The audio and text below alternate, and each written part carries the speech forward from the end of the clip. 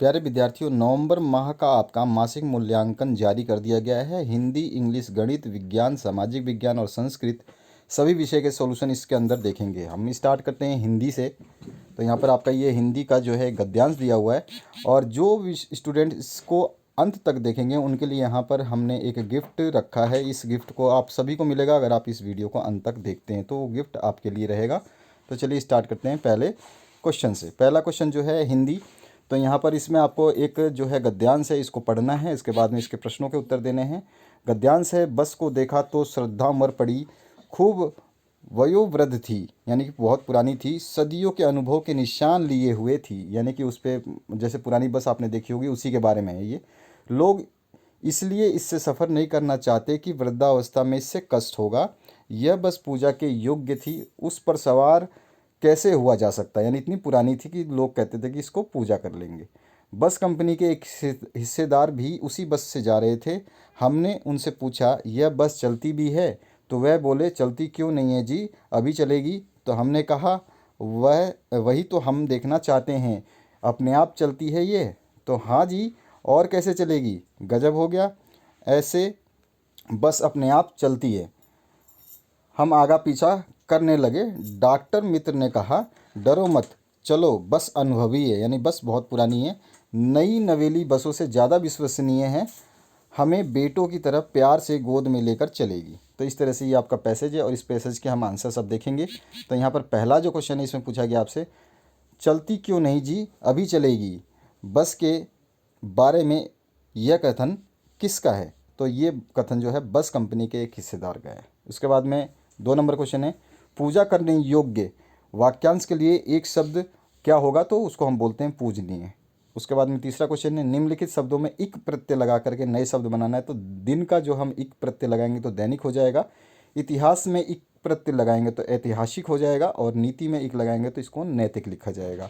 इसी तरह सप्ताह में इक लगाएंगे तो साप्ताहिक हो जाएगा। तो यह आपका 3 नंबर, हमने 3 प्रश्न देख लिए। अब चौथे प्रश्न की बात करते हैं। चौथा प्रश्न जो है आपके सामने, लेखक को लोगों ने शाम वाली बस से सफ़र ना करने की सलाह क्यों दी? तो इसका उत्तर हम लिखेंगे, लेखक को लोगों ने शाम वाली बस से सफ़र ना करने की सलाह इसलिए दी क्योंकि लोगों को बस की सच्चाई का पता था, अर्थात वे उसकी जर्जर दशा से परिचित थे। बस कब कहाँ खराब हो जाए कुछ कहना मुश्किल था, बस यात्री के गंतव्य तक ठीक से पहुंचा ही देगी यह कहना भी मुश्किल था। तो ये आपका जो है सलाह जो है आपका लेखक ने लोगों को शाम वाली बस से सफ़र ना करने की सलाह इसीलिए दी। पांचवा क्वेश्चन है, निम्नलिखित पंक्तियों का जो है अर्थ आपको स्पष्ट करना है। यहाँ पर ये सारी पंक्तियाँ जो हैं, इनको पंक्तियों को आप पढ़ेंगे आराम से, और इन पंक्तियों को पढ़ने के बाद में मैं इसका अर्थ बता देता हूँ आपको, आराम से इस पंक्तियों को पढ़ लेना आप। तो इसका जो अर्थ है हम इस तरह से लिखेंगे, प्रसंग में प्रस्तुत पंक्तियाँ हमारी पाठ्य पुस्तक भाषा मंजरी में संकलित कविता राम का भरत को संदेश से उद्धत की गई हैं या ली गई हैं, जिसके कवि तुलसीदास हैं। अब यहाँ पर हम इसका सारांश लिख रहे हैं। श्री राम ने भरत के आग्रह पर अपना खड़ाऊ प्रेम पूर्वक उन्हें सौंप दिया। खड़ाऊ मतलब जो पैर में पहनते हैं। भरत ने खड़ाऊ को अपने माथे से लगा लिया। भरत के लिए ये खड़ाऊ मानो उनकी प्रजा की रक्षा के लिए 2 पहरेदार के समान है। उनके प्रेम रूपी रत्न को सहेज कर रखने वाला सीप है। जाप करने के लिए राम नाम के 2 अक्षर हैं, और रघुकुल की रक्षा के लिए 2 किवाड़ हैं, तथा सेवा रूपी धर्म की राह में दिखाने वाले दो नेत्र हैं। भरत खड़ाऊ के रूप में ऐसा सहारा पाकर बहुत आनंदित हो जाते हैं, और उन्हें महसूस हुआ कि जैसे श्री राम और सीता उनके साथ हैं। तो ये हमने इसका पूरा का जो आपने कविता देखी उसका ये आंसर बताया हिंदी में। इसके बाद आते हैं हम आपके इंग्लिश सब्जेक्ट पे। इंग्लिश सब्जेक्ट में हम आपका जो है जैसे जैसे क्वेश्चन पूछे गए हैं वैसे वैसे आंसर देंगे। There is a hush around the ground, what does the line suggest in the poem when Sachin walk out to bat? तो इसका जो सही आंसर होगा, क्या सजेस्ट कर रही है लाइन? तो it is silent all around the ground, यानी कि चारों तरफ क्या हो जाती है, छुप्पी छा जाती है जब सचिन जो है बैट करने के लिए खड़े होते हैं। ठीक है, अब इसके बाद में नेक्स्ट जो है आपका दूसरा question, which word mean blocked with thick wet matter? तो इसका मतलब क्लॉग्ड। क्लॉग्ड मतलब भी ब्लॉक होता है। उसके बाद क्वेश्चन नंबर 3 है, how does Sachin hit the ball according to Ruskin Bond. तो according to Ruskin Bond Sachin step out and gives the ball a handsome clout. ठीक है, उसके हिसाब से सचिन जो है अपने पैरों से आगे आते हैं और वो बहुत ही खूबसूरत जो है उस पर प्रहार करते हैं। इसके बाद आते हैं हम 4 नंबर क्वेश्चन पे। 4 नंबर क्वेश्चन है, write two rule among the rules of new religion as framed by Sneha in the chapter a new religion. तो इसका आंसर हो जाएगा, दो जो रूल है या फ्यू रूल हम लिख सकते हैं। तो यहाँ पे लिखते हैं ए में, the sun is our father because he gives us energy. ठीक है, और दूसरा है, the earth is our mother because she sustain us, वो हमें जो है रखती है, हमें शरण देती है। उसके बाद में हमारा 5वां क्वेश्चन है, arrange the given in correct order as in the poem when Sachin walks out to bat. अभी सचिन वाली जो पोएम है उसके हिसाब से कौन सी लाइन पहले आएगी कौन सी दूसरी आएगी ये आपको बताना है। तो यहाँ पे देखिए मैंने सारे आंसर्स लिखे हैं, ये दूसरी वाली जो लाइन है ये पहले आएगी, फर्स्ट नंबर पे ये आएगा, दूसरे नंबर पे ये वाली थर्ड वाली लाइन आएगी, तीसरे नंबर पे जो 4 नंबर लाइन है वो आएगी, उसके बाद चौथे नंबर पे ये फर्स्ट वाली लाइन आएगी, इसी तरह से 5वें नंबर पे लास्ट वाली लाइन आएगी, फिर आपके 6 नंबर पे ये वाली लाइन आएगी जो 6 नंबर ही है, 7 नंबर पे आपकी 7 नंबर वाली ही लाइन आएगी और 8 नंबर पे 5 वाली नंबर वाली लाइन आएगी। इस तरह से 8 लाइन मैंने बता दी है सीक्वेंस वाइज, इनको जोड़ करके आप पढ़ लेना, आपको ने पढ़ भी रखी है ये। इसके बाद आते हैं गणित सेक्शन पे। तो यहाँ पूछा गया है, संख्या दे रखी है 2 4 3 6 x 8 5 में x का उपयुक्त मान क्या होगा जिससे यह संख्या 3 से पूरी तरह विभाजित हो जाए। तो यहाँ पर देखिए 3 से विभाजित होने के लिए अगर आप संख्या 2 को 5 को और 8 को अगर किसी को भी रखते हैं तो ये विभाजित हो जाएगी, लास्ट की डिजिट डिपेंडेंट होती है कि वो विभाजित होगी या नहीं होगी। ठीक है, तो आप करके देख सकते हैं, तो आंसर आ जाएगा तीनों। इसके बाद में दूसरा क्वेश्चन है, संख्या ए बी सी के लिए कौन सही है। तो यहाँ पे आपको बताना है कि ए बी सी के लिए कौन सही है, यानी A B into B into C. ठीक है ना, तो यहाँ पे देखिए ए बी सी के लिए जो आपका सही क्या हो जाएगा, 100A प्लस 10B प्लस सी। ठीक है, इस तरह से अगर हम इनको जोड़ेंगे तो हमारे पास जो आंसर आ जाएगा वो आ जाएगा ए बी सी। ठीक है ना, आप इस तरह से भी कर सकते हैं इसको। ठीक है, आगे बढ़ते हैं नेक्स्ट क्वेश्चन की तरफ।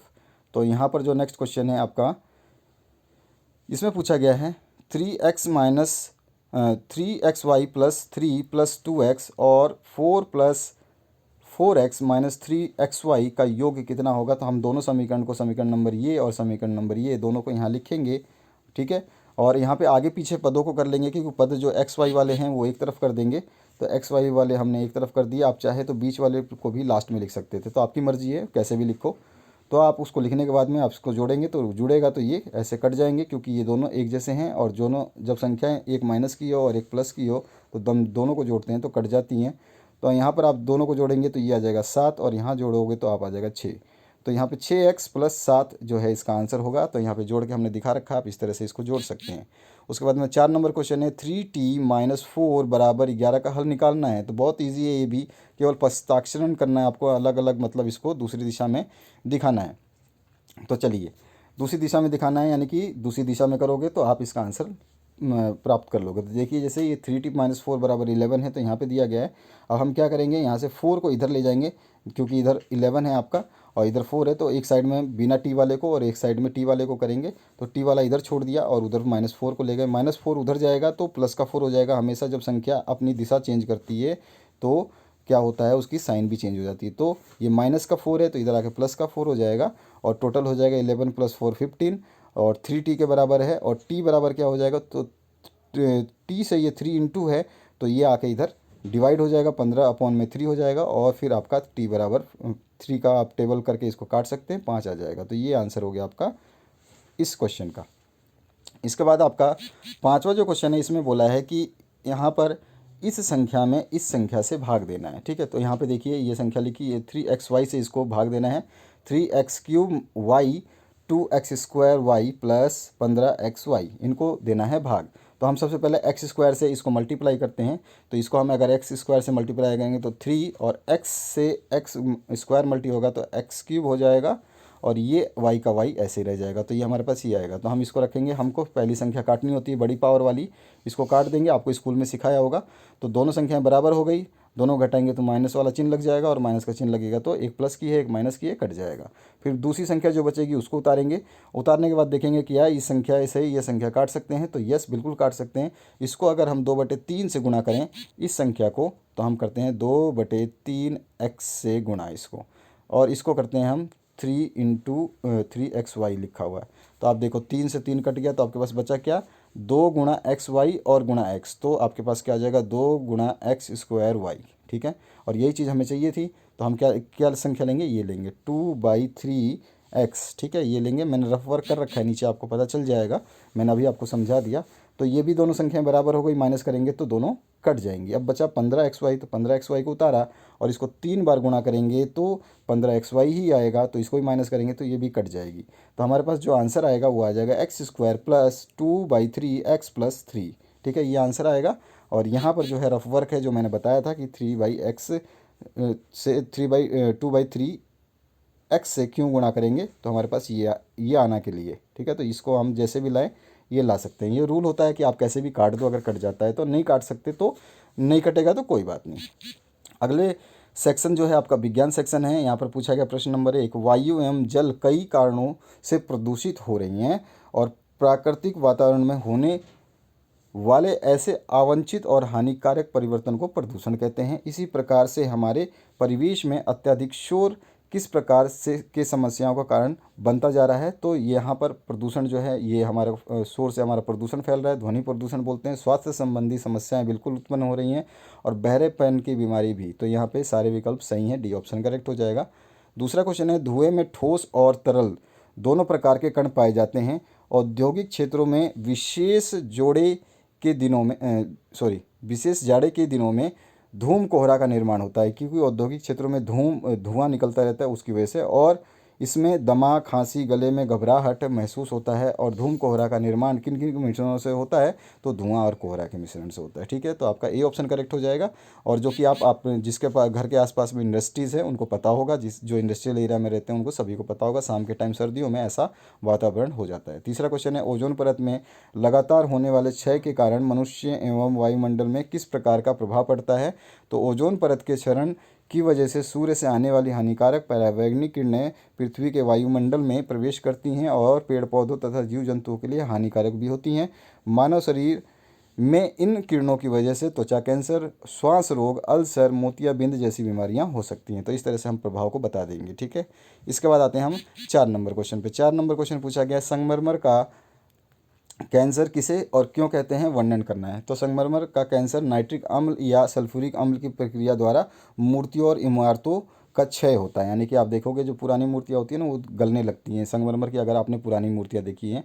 ये अम्लीय वर्षा के कारण भी होता है। यही बारिश कैल्शियम को घोलकर नमक बनाकर संगमरमर के जो स्मारकों का क्षय करती हैं। किस तरह से ये दोनों को घुल जाती हैं और क्षय करती हैं। ताजमहल का पीलापन संगमरमर के कैंसर के उदाहरणों में से एक है। मैं आपको बताने वाला था ये चीज़ कि अभी ताजमहल के जो है क्षय होने शुरू हो चुके हैं इस अम्लीय वर्षा से, इसीलिए वहाँ के आसपास के औद्योगिक क्षेत्रों को बंद करा दिया गया है।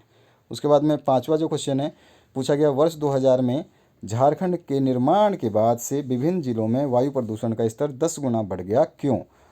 वायु प्रदूषण पर नियंत्रण करने के 2 उपायों का वर्णन करना है। तो कभी मौसम के लिहाज से बेहतर शहर माना जाने वाला रांची इन दिनों प्रदूषण के कारण बदनाम हो चुका है और रांची में प्रदूषण अलार्मिंग लेवल तक पहुंच चुका है, यानी कि बहुत ज़्यादा पहुंच चुका है। झारखंड प्रदूषण कंट्रोल बोर्ड के एक सर्वे के मुताबिक के अनुसार, यहाँ पे ये जो आप देख रहे हैं ये गलत मिस्टेक से लगा हुआ है, तो इसको हटा देना। सर्वे के अनुसार राजधानी में हवा प्रदूषण पिछले 15 सालों में 10 गुना बढ़ा है।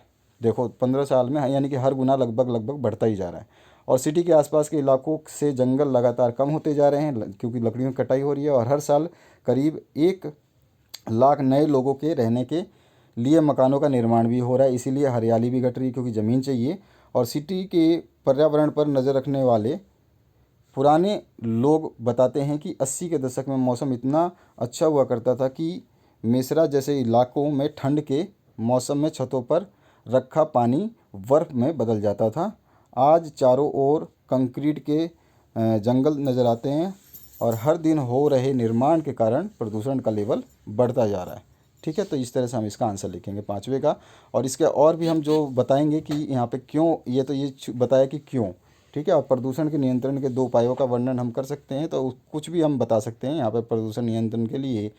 तो यहाँ पर आपका आ जाएगा, वायु प्रदूषण को नियंत्रण करने के लिए हम क्या कर सकते हैं, औद्योगिक संयंत्रों में फिल्टर आदि का प्रयोग करें, कारखानों को जो घनी आबादी से दूर लगाएं और गांवों में गोबर गैस का संयंत्र का प्रयोग करें, कूड़े करकट को कंपोस्ट पिट में डालें और सड़ाएं, और लेड रहित पेट्रोल का प्रयोग करें, और नगर के आसपास पेड़ पौधे लगाएं। ये सब चीज़ें हैं। इसके बाद में सामाजिक विज्ञान है। हिंदू विधवा पूर्ण विवाह अधिनियम को कब मान्यता दी गई, तो 1856 में दी गई थी। उसके बाद में दूसरा क्वेश्चन है, निम्नलिखित भौगोलिक दशा किस फसल की आदर्श है, तो आर्द्र नमी युक्त जलवायु 24 डिग्री सेल्सियस तापमान जो है आपका होना चाहिए, और 60 से 100 सेंटीमीटर वर्षा, और काली और जलोढ़ मिट्टी होनी चाहिए, और 210 पाला, और दिन तेज और चमकीली धूप। तो ये होता है कपास के सारे लक्षण हैं ये। तो यहाँ पे आपका सी ऑप्शन करेक्ट हो जाएगा। क्वेश्चन नंबर 3 जो है, इसमें पूछा गया है, दिए गए विश्व के मानचित्र के अनुसार चावल उत्पादक के लिए प्रसिद्ध विश्व के 4 देशों को नाम सही क्रम में आपको बताने हैं। तो पहला जो सही क्रम हो जाएगा, पहला हमारा भारत है, भारत के बाद में चीन है, फिर जापान है और श्रीलंका है। तो इस तरह से इस मानचित्र में जो दिए गए हैं उनके नाम हमें बताने थे, तो डी ऑप्शन करेक्ट हो जाएगा। इसके बाद में 4 नंबर जो क्वेश्चन है, इसमें पूछा गया, अपने क्षेत्र राज्य की प्रमुख फसलों कृषि के प्रकार का वर्णन आपको करना है। तो झारखंड की जो प्रमुख फसलें हैं, क्योंकि अपना क्षेत्र है ये, इसमें धान है, मक्का है, गेहूँ है, गन्ना है, जौ है और मड़ुआ है। ठीक है, और ये सारी की सारी कैसी कैसी फसलें हैं, ये राज्य की सर्व प्रमुख खाद्यान्न फसल है। और एक फसल जो है आपका राज्य में उत्पादन की दृष्टि से इस फसल में दूसरा स्थान है मक्का का। गेहूं जो है तीसरा प्रमुख फसल है, और गन्ना को नकदी फसल में माना जाता है। और जौ जो है भारत का प्राचीन जो है फसल है। और मड़ुआ जो है ये कम समय में तैयार होने वाली फसल है। और कृषि के जो प्रकार यहाँ पे पूछे गए हैं उनको भी हमें बताना था। तो हमारे कृषि के प्रकार इस तरह से बता सकते हैं, एक तो मिश्रित कृषि, और एक आपका जो है मिश्रित कृषि में एक ही खेत में 2 या 2 से अधिक फसलों को एक साथ उगाना जो है मिश्रित खेती कृषि कहलाती है। और एक मिश्रित खेती होती है, तो फसल उस उत्पादन के साथ साथ पशुपालन करना मिश्रित खेती कहलाता है। खेती और कृषि में थोड़ा सा यही फ़र्क है। उसके बाद तीसरा जो क्वेश्चन है, शिफ्टिंग खेती। तो इसमें क्या होता है, वनों को जला करके उसके स्थान पर जो जगह बदल दी जाती है उसको हम शिफ्टिंग खेती कहते हैं। उसके बाद में हम नेक्स्ट क्वेश्चन की बात करते हैं, क्वेश्चन नंबर 5 की। इसमें पूछा गया है, सामाजिक न्याय की अवधारणा से आप क्या समझते हैं, अपने क्षेत्र के सुविधा एवं वंचित वर्गों की उपेक्षा के 2 कारण आपको बताने हैं। तो सामाजिक न्याय की अवधारणा का अर्थ है कि समाज में प्रत्येक व्यक्ति को महत्व होता है, और इस अवधारणा के अनुसार समाज में जाति, धर्म, वर्ण आदि के आधार पर भेदभाव नहीं किया जाए या नहीं किया जाता। और दास प्रथा के समय दासों को अन्य नगरों से समझा जाता था। और भारत में ये यहाँ पे थोड़ा सा मिस्टेक है, एक क्वेश्चन में मैं आपको सही करके देता हूँ। तो यहाँ पर जो है इस आंसर को मैंने सही कर दिया। तो यहाँ पर जो है सामाजिक न्याय की अवधारणा का अर्थ है कि समाज में प्रत्येक व्यक्ति का महत्व होता है। इस अवधारणा के अनुसार समाज में जाति, धर्म, वर्ण आदि के आधार पर भेदभाव नहीं किया जाता है, और ये सब सामाजिक न्याय की स्थितियाँ होती हैं। ठीक है, ये जो है सबकी सब जब मतलब सामाजिक न्याय, सभी को न्याय मिलता है, और सामाजिक न्याय की स्थिति में सबका समाज में एक उचित स्थान होता है। ठीक है, तो ये आपका जो है आप बता सकते हैं। ठीक है, तो यहाँ पर और इसके अलावा जो इसमें पूछा, अपने क्षेत्र के सुविधा एवं वंचित वर्गों के उपेक्षा के 2 कारण आपको बताने हैं। तो ये आप अपनी मर्जी से अपने क्षेत्र के हिसाब से लिख सकते हैं, इसमें कोई इशू नहीं है। इसके बाद में क्वेश्चन नंबर 6 की बात करते हैं। क्वेश्चन नंबर 6 में पूछा गया है, प्राचीन काल में महिलाओं की सामाजिक स्थिति कैसी थी, ये आपको बतानी है। तो प्राचीन काल में महिलाओं की सामाजिक स्थिति काफ़ी बेहतर थी। ठीक है, हड़प्पा सभ्यता के काल में समाज मात्र सत्तात्मक थी, और ऋग्वेद काल में स्त्रियों की स्थिति सम्मानजनक थी। वे अपने पति के साथ यज्ञ कार्यों में सम्मिलित होती थीं, दान किया करती थीं।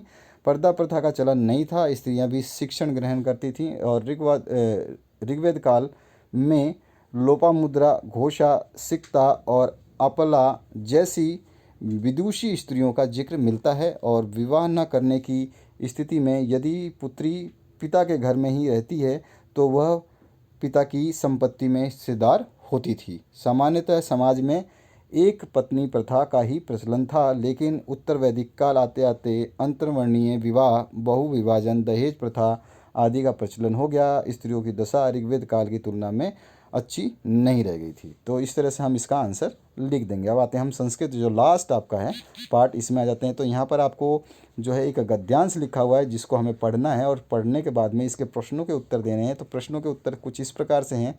जो पहला क्वेश्चन है आपका, मातृदेवो भव अत्र भव अति क्रियापद से कृतपद किम, तो यहाँ पे आ जाएगा बी ऑप्शन नरः। उसके बाद में दूसरा जो क्वेश्चन है इसमें पूछा गया है निष्कृष्टः इति पदस्य विलोम पदम किम, तो इसका हो जाएगा श्रेष्ठः।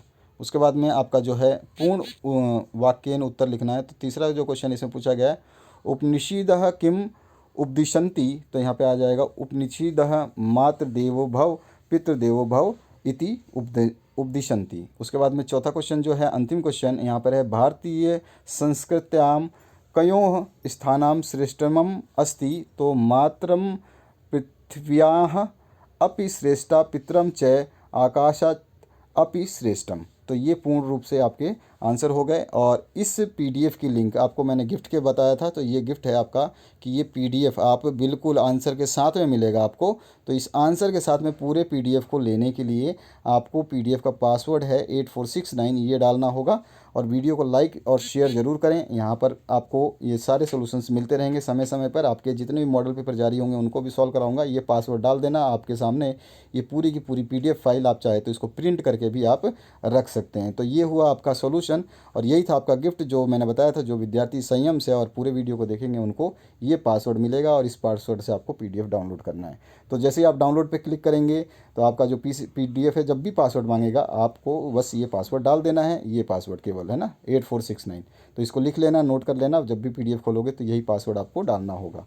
तो आशा करता हूँ इस वीडियो से आप लोगों को हेल्प मिली होगी। और कोई भी दिक्कत हो, कोई भी समस्या हो, कमेंट सेक्शन में कमेंट कर दीजिए। उसके अलावा आप जितने भी शेयर करेंगे उतना ही अच्छा होगा। सभी दोस्तों की मदद कीजिए। Thank you very much. Have a good day.